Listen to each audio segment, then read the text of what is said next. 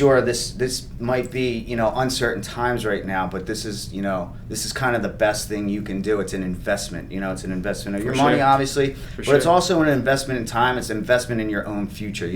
Invest in today so you can have a better tomorrow. Welcome to the Lion's Den, hosted by Lance Bachman. What's going on, everybody? Welcome to the Lion's Den this week. Obviously, the digital lion Lance Bachman is out conquering the world. He was down in Tennessee. Now he's down in North Carolina. He's got a lot of projects in the works. So in the meantime, I'm Casey Quinn. I'm taking over the den today, and I've got the magnanimous Christopher Shirlow, the Director of Content Marketing here at One SEO. Welcome to the show, Chris. Great to have you. Thanks, Casey. It's great to see you, man. So, Chris, by trade, you are, in fact, a storyteller. That is what you do day in, day out. So let's just start off. Tell me a story. Tell you a story. Okay. It's not digital marketing related, but I'll tell you a funny one nonetheless, and I'll try to make it quick. So, years and years and years ago, feels like a lifetime ago, but I used to be, someone who worked in the music industry, and so we could touch on that maybe later. But one day I was running late to get to a gig, and my friend who was giving me a ride said, "Yeah, I'm out of oil, so we have to stop and get oil and put it on my car really quickly." I said, "Okay, no worries, but I'm running late, so let's try to hustle it up." So I said, "Look, what you can do is, how about you run in the store, grab the oil." I said, "Actually, no, excuse me." I said, "I'll run in the store, grab the oil. You take the oil cap off here in the parking lot. I'll come out, we'll toss it in, and we'll be on our way." So I come out with the oil. He's got the cap off. I pop the oil in, and it's not expanding and contracting like it should when oil, leaves a container like that. So we're kind of like befuddled and scratching our heads, and I pulled the can back off. It was a mess everywhere, and he knocked the cap off the engine. So here we are. It's the middle of the evening. It's about 8 p.m. There's no lights really, and we're underneath the car looking for this cap, and we finally find it, and the cap says power steering fluid. Needless to say, the car didn't last much longer after that. He wound up selling it, and that's that. Yeah, well, I've certainly had my fair share of car problems. We were actually traveling down to Atlanta for a New Year's show, tying in the music. We were traveling. I know you travel a lot for music. I travel all the time, prior to COVID, but we were driving down to Atlanta, and I was like, you know what? I'm going to take the car down to Wawa. I'm going to get it all gassed up, check the tires, everything. We'll be on our way. We were going to drive through the night, straight from Philly all the way down to Atlanta, nonstop. So we're crossing through D.C. We get past the monuments. We're seeing it from the highway, the high-speed lane, and then boom, first tire explodes. And it wasn't even just like a flat tire. It was a full-on boom explosion. So here we are in the middle of the night, pulled over on the side of the road on this little one-lane high speed through DC. I'm changing this tire, get it done in 5 minutes. Back in the car on the road. We go to the Walmart, right? They are all asleep in the back of this Walmart. This is the middle of the night in Virginia. And I go in, I'm like, "Hey guys, I need a new tire. We're on a road trip, please help us out." They don't open until 7 a.m. So it's like, all right, well, you know what? We got a full-size spare. We're going to keep going. So we get down to rural North Carolina, and this shop that is the closest on our route is opening in 15 minutes. We're like, you know what, we're going to pull over here, see if these guys can help us out. Luckily, the owner's the first one in. This is the crack of dawn too. And they come in, they're like, "Great, we have one tire that's going to fit your car. Where's the wheel?" I left the wheel on the side of the highway because I thought it was mangled. I was like, this thing is irreparable. This thing is broken. Left it on the side of the highway in Washington, D.C. I can't explain to you why. So they're like, "You know what, guys? We're going to help you out. We know you're in a jam right now. We know you're trying to get down to Atlanta. We're going to find you a new wheel." Well, this is New Year's weekend. So the only two places that had a wheel that fit the make and model of the car that we were driving was in Wilmington, Delaware, which that didn't work. We were in North Carolina, and Atlanta. We're like, this is perfect. Let them know we're on our way. So they contacted them. "Hey, we got a client that's coming down. We need this tire. We need this wheel for this car." So I'm calling them. "Hey, we're limping on a spare. We're getting down there. But we're coming. We arrive at 4 o'clock in the afternoon, which is we should have been in Atlanta by 10 a.m. They say we closed 15 minutes ago, and we're also not going to be open until after New Year's, which is longer than we were staying down there. So we didn't have a place to stay for the next day. We're like, you know what, we'll figure it out. We'll stay here. We got an extra long vacation. This is days before I started this job. So I'm supposed to start at 1SEO on the 2nd. We can't even get the tire fixed until the 2nd. Now I'm in Atlanta. So I had to call like Bernie and Lance, all these guys I've never even met, to explain to them why I cannot start on time. It's like, you know what, man, we're on this full-size spare. We'll be fine. We're going to go. We're going to park the house at the Airbnb. We're going to have a great weekend. We're going to go get the tire fixed, be on our way on the 2nd. Well, we see the city skyline because the dealership was close, so we're like, we're going to go park it. We'll Uber everywhere. We won't really touch the car too much. The other tire explodes. You're kidding me. I'm in 6-lane traffic, swerving off the road. Girlfriend's in tears. Everyone's freaking out. I was like, you know what? Get her an Uber right now. Send her to the house. We're going to deal with this. And the pictures, actually, they popped up on my time hop the other day of me and my buddy standing next to the tow truck because, like, we had made it, but in all actuality, we had not made it. We had to take a tow truck to get dropped in the driveway and then pulled back out. So obviously, I mean, that's enough with that. We can go into more stories later. But as a digital marketer, tell me about like what your role is within the company, what you do with the Team 4. I mean, obviously, people watching the show don't really know what Team 4 is right now. So I'd like you to explain to them what the team that you're at the helm of is doing right now and how it's pushing not only our company forward, but our clients forward. Perfect. Yeah, so Team 4 is, as we call it, the flight squad, right? Yeah. It's probably been since the summertime when we noticed that, the company might benefit from, instead of having, separate teams that were onboarding clients as they came in, that we had a team that was specifically made up of, the thought leaders in the company that would really kind of, be the first faces that the clients met when they first signed on with 1SEO, and we'd allow them to kind of get started off on the right foot with professional strategy. So really the team is comprised of myself as the director of content marketing and the other directors of the department. So director of SEO, social media, PPC, stuff like that. And essentially it's been working out great for us because something that we noticed was it was a great way for us to dedicate ourselves to really kicking the clients off on the right foot. So a lot of time in preparation, which a lot of people might not understand, but there's a lot of prep work that goes into, drafting up a proper strategy, with the tactics and stuff like that you want to kind of see through over time. And like I said, setting them up is a big deal for me and the rest of the flight squad team because, we know that once all that kind of front end heavy work is done, obviously, during the campaign, we're always tweaking things and looking for ways to kind of improve it. But we've had so much success from that because, like I said, we are a dedicated team that our sole purpose is to, make sure within that, 1 or 2 month period where we're onboarding the clients that we're, number one, setting them up with a perfect strategy for, custom made for their audience, for their business, for their size, for their industry, their vertical, whatever it might be, but also kind of walking them through and taking the time to have them understand exactly what we're doing. We have a lot of clients who come from a non-digital space. Either they're brand new to it or they only maybe did a tiny bit of SEO or maybe they have nothing. But that certainly makes up a significant amount of our clients, and kind of helping them along the way to understand what we're doing and build that together with them is an honor for me and the rest of the team too. I love that, and we're going to jump into a lot of that. There's a lot to obviously unpack and what goes into the day of Christopher Shirlow. But I mean, this is an ambitious project. This is breaking out into this team format rather than separated by department. So this is something totally new to the company that we implemented, and we used the time during COVID to do that, right? Mm-hmm. Yeah. A lot of people complained about a lot of things during COVID, but one thing you did have was time. I mean, you had time to work on those ideas and that kind of stuff.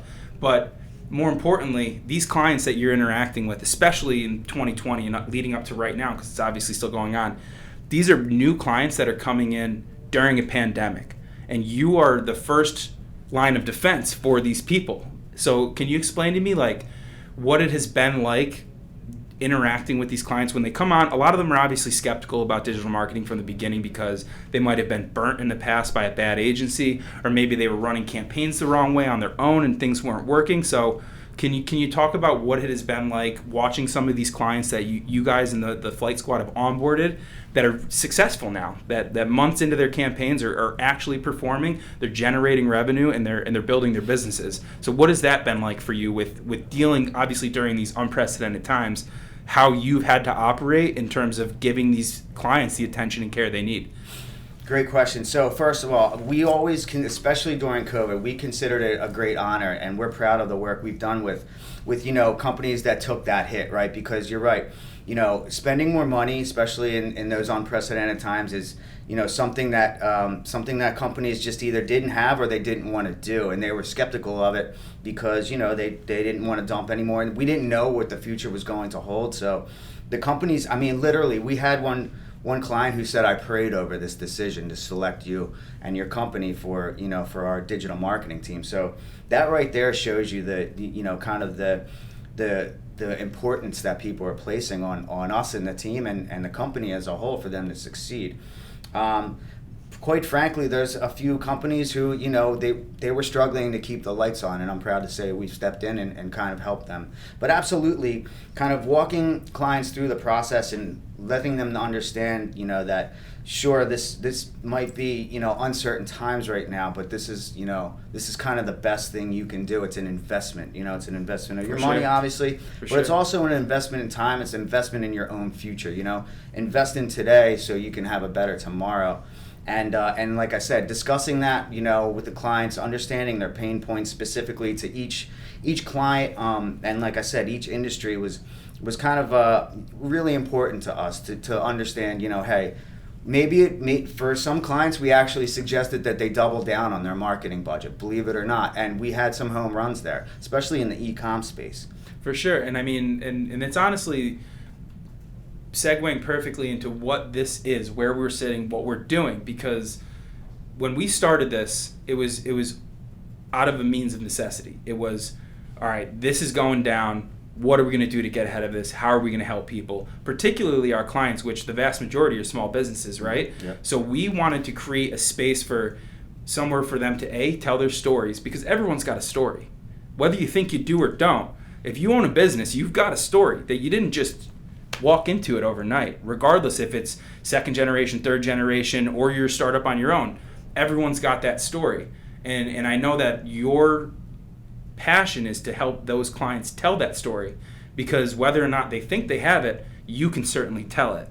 And across all these different industries, because we serve people from mom and pop shops to these enterprise accounts, from home services to professional services, and everything in between. So what goes into your process behind creating these content strategies for these clients across the board?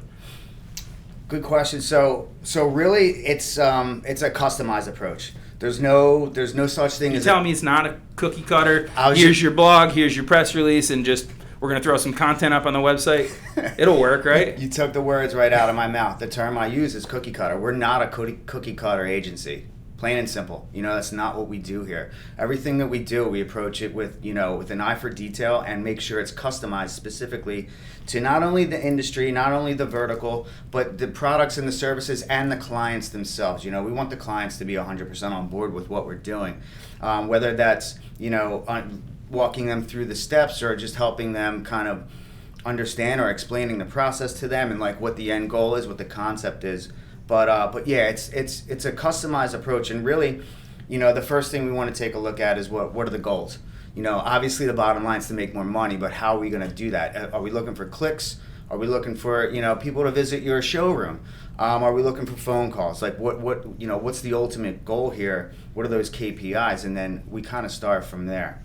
In terms of content, you're right. Every company is like their own superhero, and they have their own origin story, right? And that's what I want to get down to. So as soon as we start the conversation with new clients, part of the kickoff is, okay, tell me about who you are and how we got here, because I want to know that. You're right, they might not realize it, but as they start to get into that is their origin story for their own superhero, right?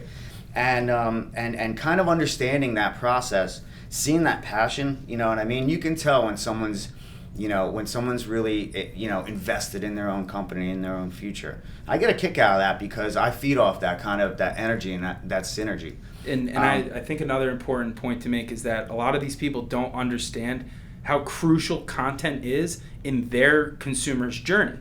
Like you're just saying, all right, so this is who I want to get in front of, and I want them to buy this product. But they don't realize that every single step along the way requires content.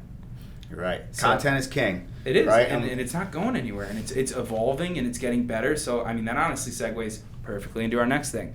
I know that you're not the cookie cutter type of content manager in this company, and you want to put your best foot forward with any piece that's going out, whether it be a piece of email marketing that's going out on our end or something that's going out on the client's behalf. So can you explain to me like what you've seen in terms of how content is changing? Because when I was writing on the content team when I started here 2 years ago, it was blogs, press releases, blogs, press releases, blogs, press releases, blogs, press releases.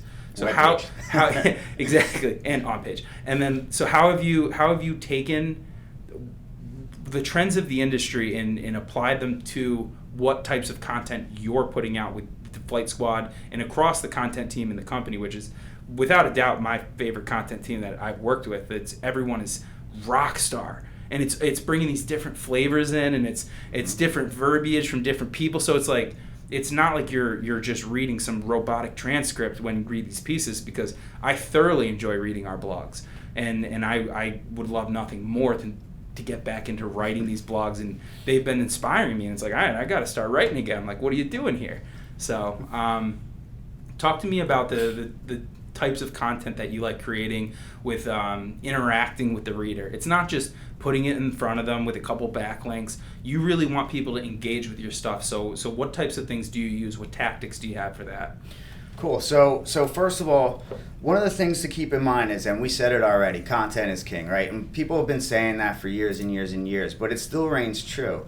The thing is, what I've noticed, throughout industry trends and, various updates to Google's algorithm and stuff like that, is that, less can be more, right? And studies show that like most people are only reading perhaps 30% of the actual written content when they land on a page or a website or whatever. But the trick is to kind of sneak in subconsciously, because they really are scanning the site, and they might not realize it, but they're digesting all that content. So quick headers, easy ways to click or convert or whatever it might be. They're the things that I'm kind of like looking for if you step back. But if you get into it, what types of content are we using?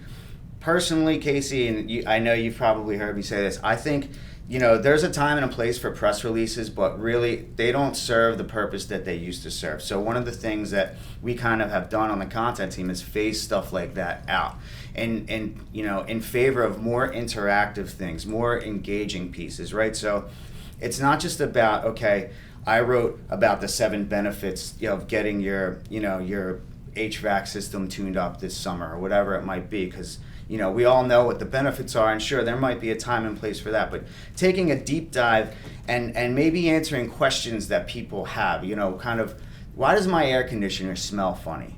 Or like, why is, the pilot light on my burner or my, hot water heater, why is it orange? I mean, usually it's a different color, or whatever it might be.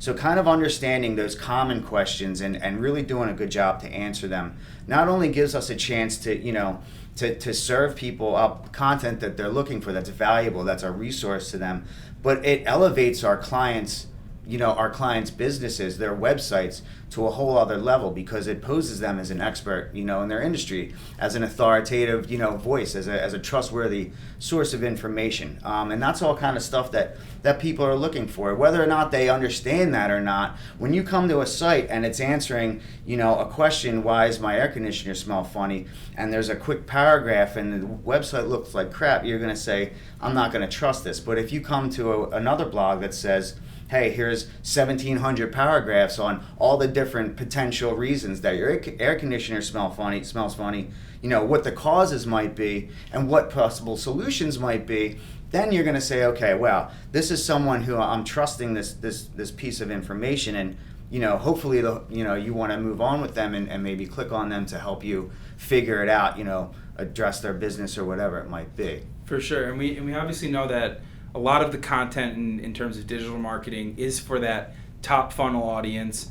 But, I mean, we see it trending more and more, especially in 2021 now, is that that content is being used, whether it be a case study or video testimonials or interactive quizzes and things like that, that's pulling people further down the funnel, and it's all with content. And so what I wanted to ask you was, what are some of the favorite projects that you've worked on, favorite content things that you put on? Because I know, I'll let you speak first. I'll tell you right now that you already know what my favorite blog that you've ever written was, and it's actually a gold award-winning AVA digital blog. So Yeah. let's unpack what your favorite project is, and then I'm going to tell you what my personal favorite piece of yours was, because it's just stellar. Well, okay, so that's honestly probably my favorite project as well, but I'll talk about a couple of other ones. And going back to that funnel and the trends of content and like how we're using it in a more efficient and effective way, is that content's not a standalone thing, right? It obviously feeds into your SEO campaign, but it should also be feeding into your social media campaign. When you come to that social media funnel, that middle part of the funnel is where content comes into play the most. So our director of social media, Kairos, he's going to be in that middle funnel area. He's going to be pushing people back to my blogs, back to the quizzes, back to the the videos or the infographics that we made or whatever it might be, to kind of entice people to click back to the site through those platforms. So it's all about kind of thinking in terms of like, not that you're an island, but like, you're an archipelago. You know what I mean? Like, you're a chain of islands, and how does your island work with the other island? And things aren't siloed anymore, and they shouldn't be. So but yeah, some of my favorite projects were, to be honest, some of the more complicated ones, I would say. Perhaps I would mention one of our biggest projects that we worked on when you first started here was the cabling, right? The fiber optic cabling. So everyone, just so you know, I'm not a fiber optic cable master, and neither am I. Neither am I. But when you make the mistake of telling your boss that you at one point sold fiber optics door to door, that's right. You're now the expert on this. You better learn it, pal, because here's this website. You're gonna have to write these pages. So, and that was honestly one of my favorite memories too, especially in the earliest days here, because I was just trying to figure things out. I needed someone that had the experience and the technical ability to help me figure this project out. And here comes Chris Shirlow to the rescue. And I'll never forget sitting back at the ping pong tables with about 1 million documents spread out, trying to figure out what all these different components of all these different mechanics are, all this stuff. And you're like, dude, don't worry, we got this. It's just putting in the time to learn this and become the expert on it. Exactly. And that's why I love, being a writer by trade, because it does allow us to inhabit this space that might be kind of unfamiliar to us, but lets us to, gives us a chance to do our research, do our due diligence, and obviously leverage the client's expertise as well. But to become a quasi-expert in this thing, and you're right, I'm proud of all the projects that I've worked on that required that kind of really huge learning curve, whether it was fiber optics or whether it was, injection molding for plastics or thermoformed trays or whatever it might be. But the bottom line is, if you like to write, there's always going to be like that random, that random vertical or the random subject matter that doesn't exactly, wet your whistle or whatever. But for the most part, if you're a writer, you like to absorb this information, you like to learn about it, you like to talk about it, So, and I've written for everything from strip clubs to churches and everything in between, So, I do think some of my more favorite projects were the most challenging ones, because it allowed me to be a better writer at the end of it and a better better learner, For sure. And like I said, I have to come back to it. My favorite piece that you've ever written was Don't Fear the Foam, the science behind why you need good head. And can you tell me about that piece? Because when I came to leadership and said, hey, I think that this is an award-winning blog, I'd like to submit this for an award, here's the title. Imagine what the response was. Like, are you kidding? Are you joking? I said, no, read the piece. It's a great piece. So tell me about that piece and why that one in particular is so special to you. Okay, so first of all, I bet you their second question after "Are you serious?" was, I bet you Shirlow wrote this, didn't he? 100%. 100%. I try to let my voice come through whenever I can, and that's something I try to do for our own blogs here at One SEO. But really, that came to me because the product was it was basically a nitro kind of infuser for your beer, right? And through my research and through talks with the client, it was it became apparent that like foam, the beer foam was kind of the major thing here, right? In the nitro style beers. And I'm a beer guy, I love beer, but I've grown up to blow the foam off or pour the foam out, and in the keg party in the woods or wherever we were. But foam wasn't really a thing that struck me as important, and I know, and please, I'm sorry if you're an IPA head or a brew person, like I know the importance of it now, but a couple of years ago, my mentality wasn't like, oh, what's so important about foam? So onto the research I went, and I literally like broke down like the science behind the foam, which is kind of what I was going for. But listen, it's a company who makes a device for your beer. They have to have like a sense of humor, and it turned out that they did. And honestly, sometimes you really have to struggle to find that title or find the concept or find, whatever pun you're looking for to kind of push drive the point home. But man, this one just popped right up. It was a piece of cake, So as I was researching like the nucleation of foam and how it works to kind of increase the aroma and the fragrance of beer, which in turn kind of enhances the flavor of it.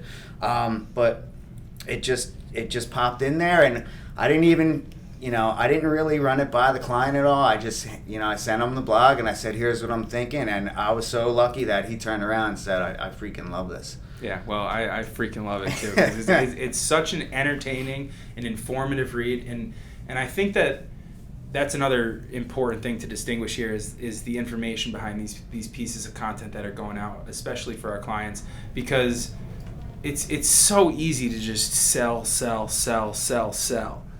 but it's difficult to be a source of information, because eventually that sale might come along, but you want to put the best quality content out to keep your readers informed, keep your audience in the loop with whether it's an industry update or new things going on with products or how they can use this in real life to make their own life better.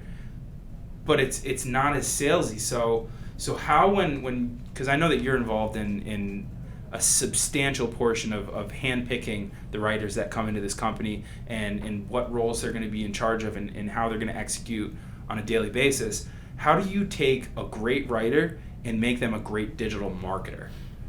So, excuse me. So the first thing I think is really kind of understanding and acknowledging the skill set, right? Like every person is going to have a different skill set, even writers. Like it's not just, obviously they can write well, but what can they write well at? Or, you know what I mean? Do they have, is it creative writing that they do more? Is it perhaps technical writing? Is it more how-to stuff, So first of all, identifying what's the skill set there and kind of like working with them to allow that to flourish, right, over time. But also I think like, one of the main things that and one of the biggest components of being a better all-around digital marketer is to understand, okay, look, if you're a good writer, that's fine, that's great, right, cool, but I want you to understand that you're again, you're not an island. You need to work within the rest of the of the departments to kind of create that synergy.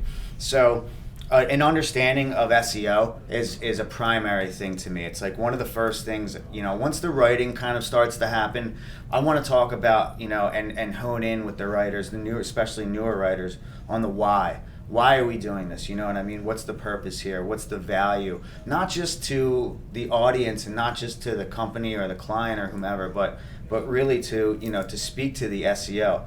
As well as I do, what flew for SEO 6 months ago might not apply today, and obviously whatever was 2 years ago is long gone, right? There's constant updates and it's an ever-changing landscape, right? So kind of to get them in that mindset of understanding what's the bigger purpose here, like, and how do I fit in, because we're not just writers, we are full-time digital marketers, and we have to be well-rounded. So that's one of the things that I try to kind of instill, is that understanding of SEO, of social media, how those things kind of come into play, how they use content to, to increase reach for their own campaigns, and how we use, their input likewise. Yeah, and it's great seeing how all of these different teams, they're intertwining, and you're getting tapped for one thing from one guy, and then, hey, we're going to be launching these PPC ads. What do you think about the verbiage on here? And like, right. and it honestly, once you understand like the aspects of remarketing and that kind of stuff, and how the funnels actually work and the consumer's path to get to that end goal, which is that conversion, how everybody has to be together, and I think that's something that you've done a great job with, is instilling that team mentality. Is like, this isn't one person on an island. Everybody is in this together, and we're going to put our best foot forward if we do it collectively. Mm-hmm. So that's obviously enough for the marketing side of things right now. Let's get to know the man behind the mask, right? So just tell me a little bit about your story and your journey. How did you wind up here today, sitting in this room with me right now, recording? Well, first of all, it's an honor to be sitting in this room with you right now today. But my story is a meandering one. I'll try to keep it short. I'm going to pick up, not at the beginning, but maybe let's go back, a decade or two ago. I guess I'm showing my age there, but I'm not a writer by trade. Okay, I never really was. I did go to college. I got a degree. It was a lot of writing, in what I did. It was a communications major, but before and after that, my biggest passion was music. And the biggest, my career before I entered One SEO was in the music industry. I tour managed a national band. We played all over 48 states. And then once I kind of, once I started focusing back on school, I stayed local, and I was doing tour managing there. And then after a while, I kind of figured, well, I could probably play music. It's a lot harder than it looks, but I figured it out. And so after a while, I gave up managing, and I just started playing professionally. And that's what I was doing here in the Philadelphia area and the surrounding counties for a living. And when I say for a living, I was playing like 250, sometimes 300 gigs a year. So I was grinding. Nothing fancy, folks. It was just, bars, dives, hosting open mic night here, there, whatever it was. But just trying to get my music out there and really have fun at it. But I noticed that I had some, I was working a lot, mostly at nighttime, and I just had extra time. So I started to think about, okay, well, I have the afternoon, I have all day, all morning, like how can I use this time to my advantage? And so I believe it or not, I started looking at just daytime gigs, office gigs, and I came across this, the ad for One SEO. Again, coming in, I had zero experience as a professional writer, and CJ, who I will always be grateful and loyal to CJ, because she took a chance on me, and when we sat down in her office over there, we went through my CV, and there was literally nothing on there that spoke to writing. It was all music. I played in this band, I played in that band, I managed this band, whatever. Did I go to college? Yeah, sure, but that was like so long ago. So, and I'll always be grateful to her, because she took a chance on me, and she was like, okay, we'll give you a shot. That was just about 3 years ago, So here I am now. After I started here, do you want to talk about a little bit about my journey at One SEO? Yeah, because obviously you walked in here as an entry level content writer, just as I did myself, which I could never have imagined what these past 2 years would have been. Mm-hmm. And I thought, you know what, buddy recommended me for this job. I applied a while back, and things didn't work out. And then I got a cold call from TJ out of the blue one day saying like, hey, positions are opening up. Like, I'd like to have a conversation with you and bring you back in. And it honestly, like, it blew my mind. Like, you start day one and you say, well, what do I do now? You know what I mean? I remember Gia was my first editor, and she was saying, here's what you're gonna do. Day one, you're gonna research this company, this company, this company. You're gonna give me 2 pieces for each of them. Like, whatever you want it to be on, this is what you're gonna write on. And I was like, all right, well, I guess you gotta learn how to write for a legal professional. You gotta learn how to write for a landscaping company, and you gotta learn how to write for this doctor's office. So within that day, I took on the role of 3 different industries, and I was like, well, all right, so what's tomorrow? And then it's, okay, here's these new people. Now you have to Three learn different these ones, business. right. So it was like these wheels started churning, and then obviously award season came around, and they needed some people to help with these case studies. And that pulled me into the Search Awards, which obviously you know very, very well what goes into this and how much time and effort is spent on these. And then I forget who it was. I think it was either Bernie or Lance or someone tapped me and said, I'd like you to come like up with us.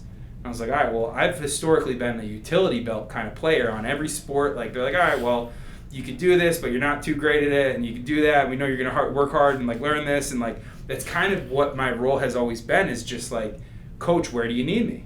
And that's where I followed, and I know that you've stepped up in a spectacular way within this industry and within this company especially. And like, what was it like for you going from entry level to now director of content marketing, running the content for all of these campaigns and internally within our own organization? What has it been like? What has it been like? It's been an amazing and hilarious journey, and very unexpected. So the main benefit of starting as a writer was that I learned things the one SEO way, right? We're a company, it's a place to learn here, right? And I'm thankful for that, because I got to work with experts in their respective fields and kind of like take in at everything that I was that they were trying to show me. But the other benefit was that no matter what my position is now or in the future or whatever, like, I'm always looking at things as a writer first and foremost, you know what I mean? So I haven't lost that edge, and I'm also like the first person, even in my position now, first person to roll my sleeves up and get down and dirty with something that an entry level writer might do, because I try to, I'm never too good. You're never too good to do certain jobs, high or low or whatever. You just have to get it done, and along the way maybe you can show somebody something. But so I started as a writer. And man, I struggled. I'm not gonna lie, I struggled. Not so much with the writing, but just some, with some of the finer aspects of, our platform management software and just other things that you might not think matter to writing, but they can kind of take your focus away, and they're important to your workflow. So kind of mastering those and understanding the purpose of those was a big deal to me, and that was kind of a learning curve. But I've always been in a kind of like process improvement, so, and obviously there's always ways to improve. Even if something, is working perfectly fine, you might be able to tweak it, streamline it, make it just a little bit better, more efficient. And that's kind of like the way I always looked at things. So even as a writer, I was seeing like, hey, I wonder, I was asking questions like, well, why do we do it like this and not like that? Or like, what happens if we did it like that? Or could we try this or that? And I was given a decent amount of leeway to kind of do my own experiments. I was always kind of a lone wolf, if you will, when it comes to stuff like that. And Bernie and the rest of the team at the time, the head of the content department, gave me that freedom to say, okay, hey, look, we see some promise in you. And we know you kind of want to like branch out a little bit and try your own stuff. So let's see what you have. So from there, I started running my own team. It was a team of all of one persons, and it was me. So I was on my own team, and I had my own clients and stuff. And at that point, I was technically an editor. And we had a lot of fun doing that. And then beyond there, I moved into content management position, which is really handling the workflow, making sure tasks are completed on time, delivered, things are getting posted to websites when they should, just kind of almost like a traffic controller, if you will, For sure. Air traffic controller for the flight squad. Flight squad, yeah, right. I love that. So from there, really, we had a lot of success, and then once the company itself moved into the team structure that we have now. We did that, I feel like it was over a year ago at this point. But that kind of allowed me to lead my own team, right? And that was awesome, because I got to train some of the writers just up from being a little writer pups to being, writer golden retrievers or whatever. But the point is, understanding that, okay, like there's always kind of some, like a way to do things better, and let's kind of explore that and see how we can, maybe experiment with that. That's always kind of been my go-to. And even today, I just recently, I'm sure you remember, like a couple of months ago, we just rolled out a brand new content initiative that I'm super proud of regarding blog updates. So it never ends. I'm always looking for ways to kind of tweak things, to kind of make them better for the clients, for writers, for the entire company as a whole. For sure. And in terms of experimentation, I've obviously learned a lot about you in our time together over these past 2 years. Obviously, with the tour managing and the music scene, because that's what infatuated me from the beginning. But then I discovered you take things a step further, and you're a competitive athlete too.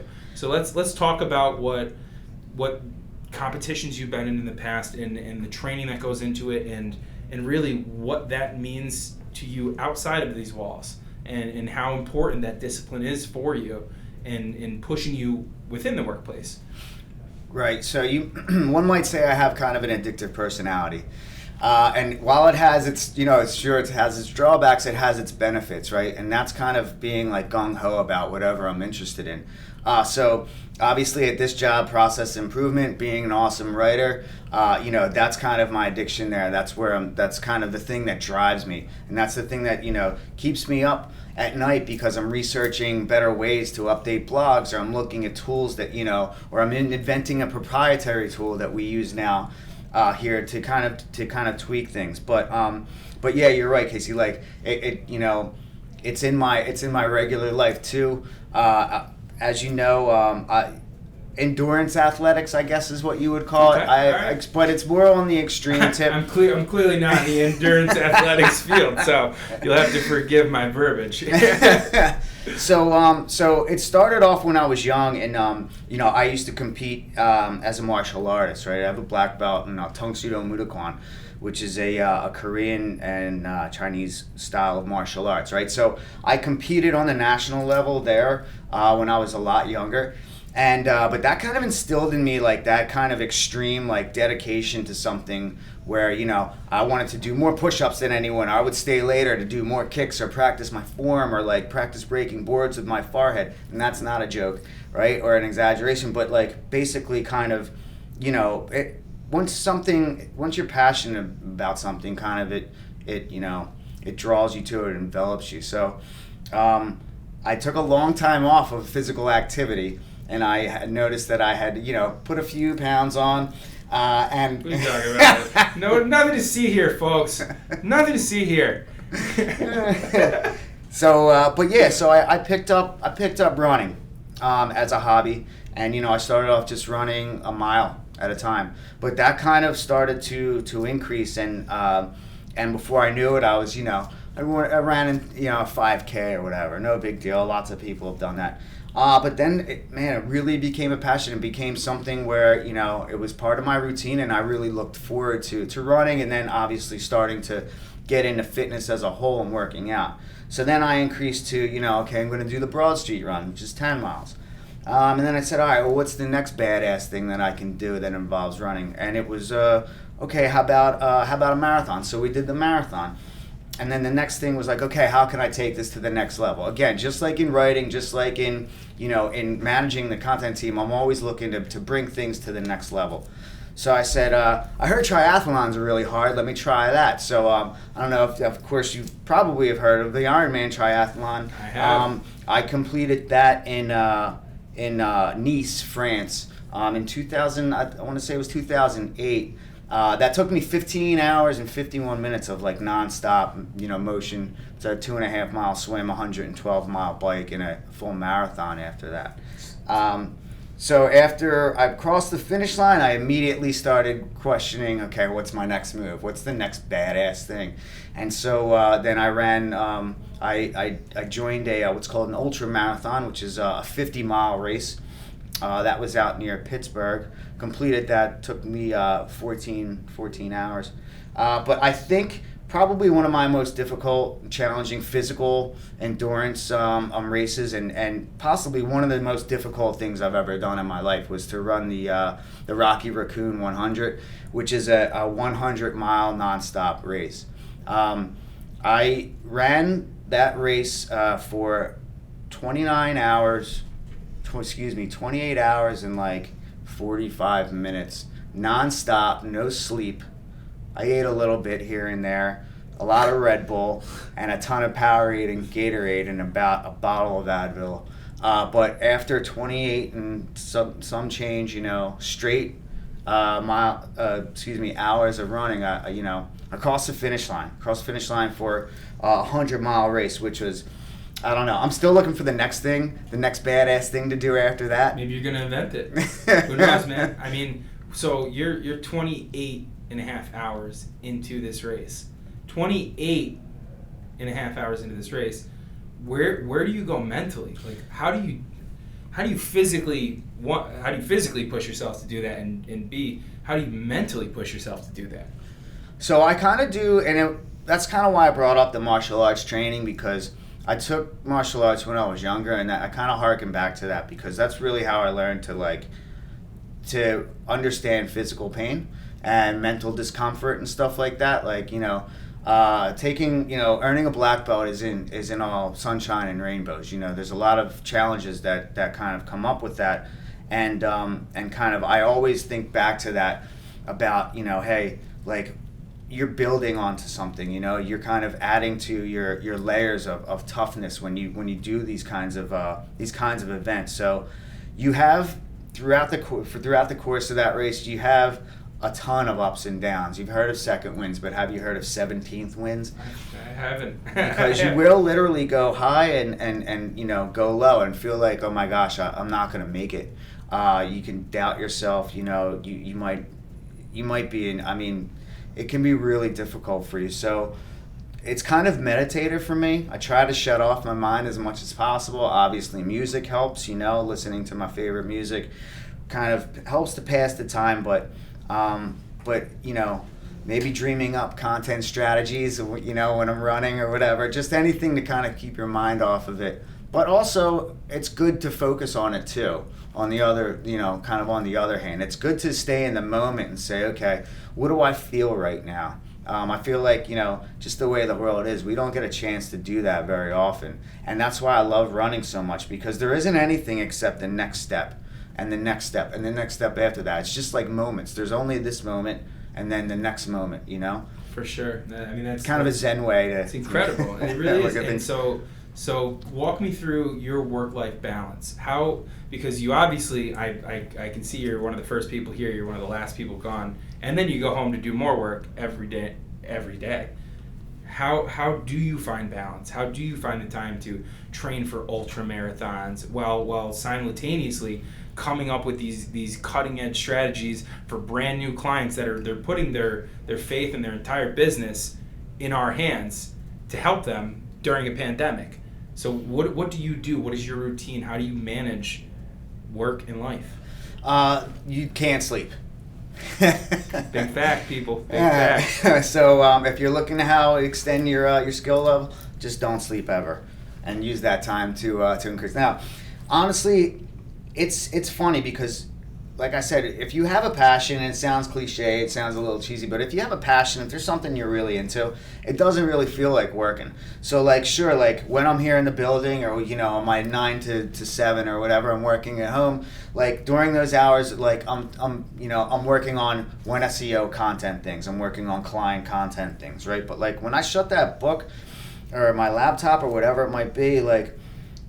And I'm sitting on the couch watching TV. I'm also on my phone, like perusing, like other blogs or industry news articles or anything like that. Just because I get a kick out of it. I think it's fun, and that's where that dedication and that passion. It's the same thing that draws me to run 100 miles. Is the same thing that keeps me on my phone looking up, content related things way after hours, or it's the same thing that'll wake me up in the middle of the night because I'm like, oh my gosh, I have this awesome idea.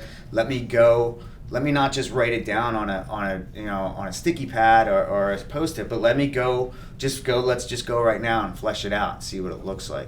So, but obviously you want to, you do want to have your hobbies.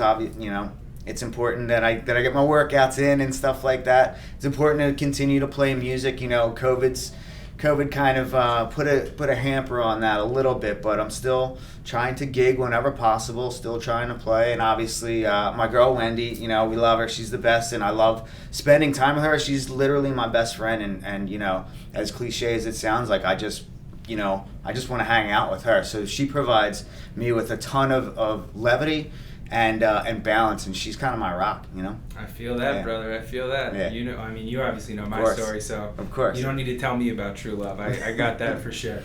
Now, let's switch things up a little bit, because I know that you've obviously got a ton of things that you've got to get back to and do. But if you were able to sit down with one person for dinner right now, dinner and a beer, any person living or dead, who would it be and why? That's a really tough question. I would say number one, Casey Quinn. You let me know. Can't go wrong there. We'll right? go out back. We'll get a blooming onion. You know.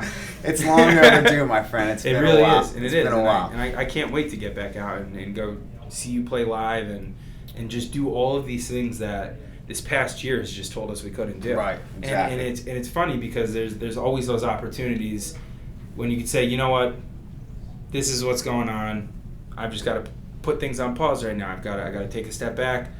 Whereas most people saw coronavirus in 2020 as a time to be afraid and scale back on their marketing and scale back on their life. You know what I mean? Just kind of shut things off. I feel like the mentality and the mindset here has been go.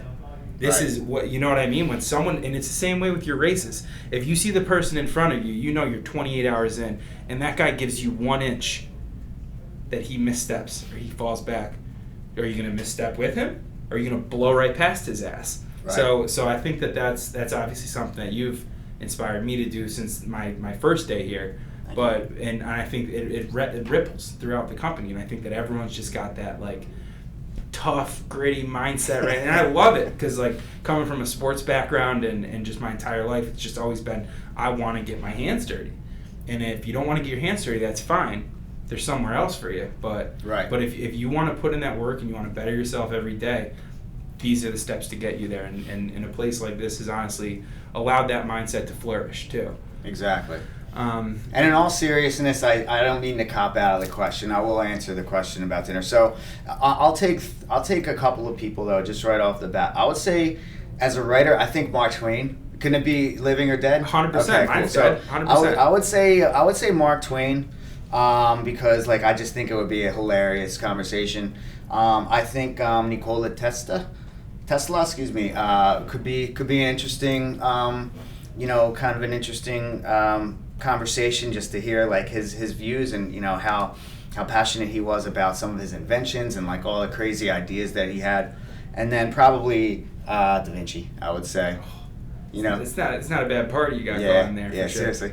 Okay, Mr. Shirlow, we've had quite the conversation here, but as you know, on the Lion's Den, we always give the final roar.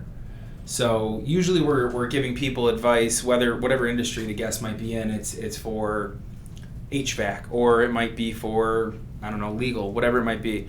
But I think you're such an inspirational individual that I think your final roar is what is the one thing you want listeners to walk away from this podcast with?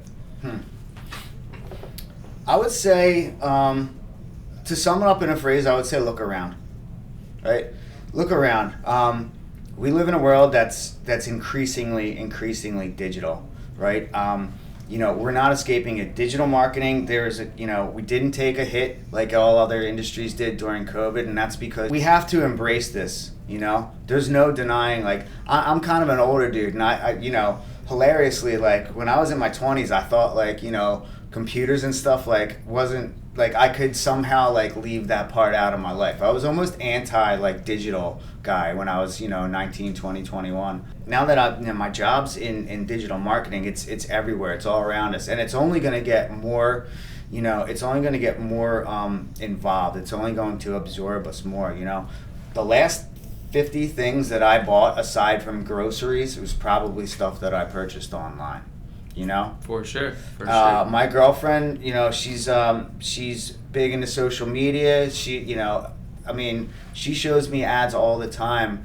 And hilariously enough, since we're on the same IP address at my house, a lot of the stuff's from, you know, research that I'm looking up, right? So she's asking me, hey, you know, were you looking for, you know, why are you looking for a subscription to a lingerie? And I said, you know, I promise you that is for my strip club premiere coming up.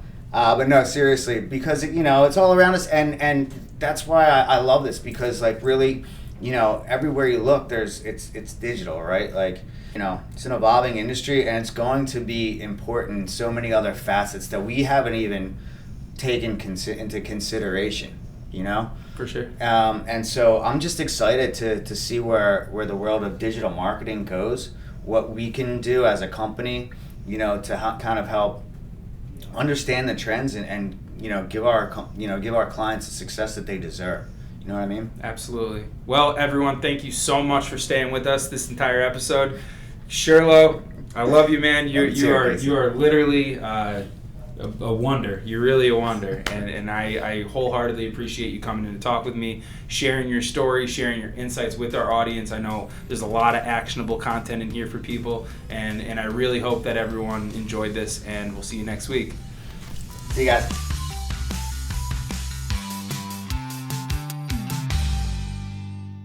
Thank you so much for watching. If you enjoyed this content, please don't forget to follow me at Lance Bachman on Instagram and Twitter. Follow me on Facebook at Lance Bachman Digital. And every Thursday we drop a new podcast. Don't forget to listen to it. We're giving out great content. And remember this is the time to build your business right now. Let's effing go, everybody.